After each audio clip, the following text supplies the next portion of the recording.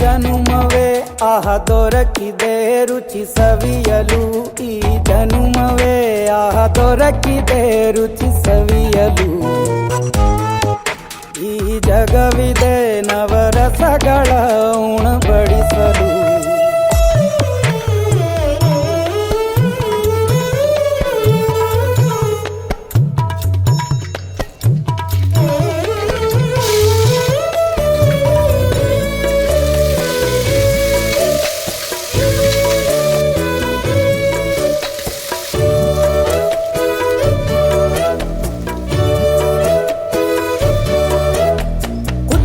ಗಂಜಿ ಉಪ್ಪಿನಕಾಯಿ ಹೇಗೆ ಮಾಡಿದೆ ಗೆಳೆತನ, ತುಪ್ಪಕ್ಕೆ ಬಿದ್ದ ಹೋಳಿಗೆ ಗೀಡ ಬೇಕು ಮಾವಿನ ರಸಾಯನ. ಹುಬ್ಬಳ್ಳಿ ರೊಟ್ಟಿ ಕಾಳು ತಿಂದೋನೆ ಗಟ್ಟಿಯಾಳು, ಮಂಡ್ಯದ ಮುದ್ದೆ ಬಾಡು.